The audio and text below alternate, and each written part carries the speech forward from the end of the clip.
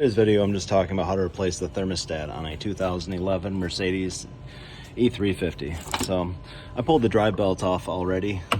It's very easy to do on this car. Use a deep 17mm socket, and you get right down there to this tensioner right here. And then you're gonna turn that counterclockwise. Here, I'll show you. Right there. So you turn this counterclockwise like this, and it pulls the tension off the belt. So push down with your left hand, and then you can, with your right hand, just grab the belt right out of there. So that's all I've done, and then I've just unsnapped this cover. The cover just pulls straight up. Get the drive belt off, because even if you drain the system pretty well, there's odds are you're going to get some coolant on your drive belt, and then it might make a squeaking noise and stuff like that, and it's worth just getting out of the way.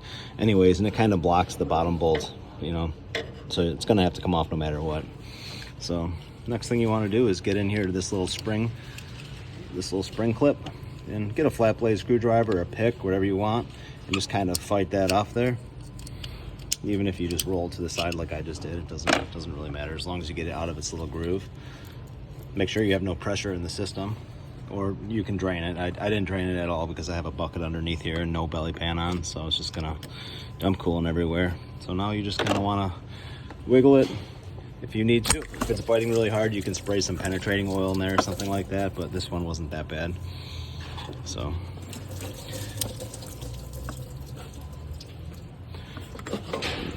now what you want to do is pull this bolt off here and pull this little idler out of the way. So use the inverted Torx. I think it's a E10 or an E12.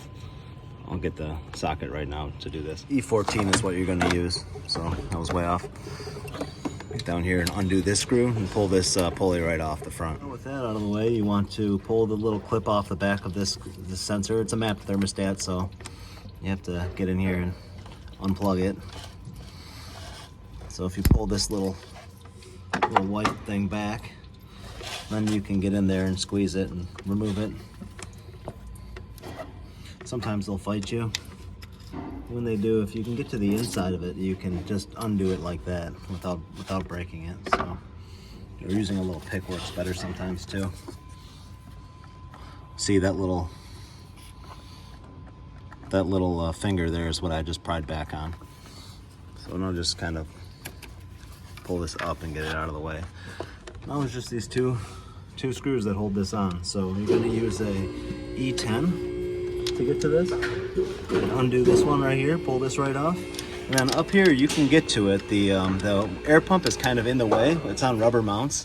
You can just pull up on it a little bit, and you can get this to land right where it needs to be, and you can pull it right off like that. So a little bit more of a fight, but it's not bad. So just undo those two screws out. You can kind of get in there and just pry on it a little bit. You don't have to get crazy. It's usually not a real big deal. And then you can, actually this one's biting a little bit harder than I expected. You can get up here if you need to and pry away this way. So there's that. Now I'm gonna kind of wiggle it around, and there it is. So it's a little bit of a fight, but not too bad. All you want to do is get in there with some Scotch-Brite and try to clean this surface the best you can. Get this crap from the old gasket out of the way and off there. Use a razor blade or steel wool, whatever you have. Try not to knock any stuff in there, but other than that, it'll be fine. Make sure you replace the thermostat with the gasket here. The factory one is best. This is a Bear. It works well. It's an OEM supplier, but yeah, pretty easy to do. Not too bad of a job. Definitely something you can do at home. And yeah, thanks for watching.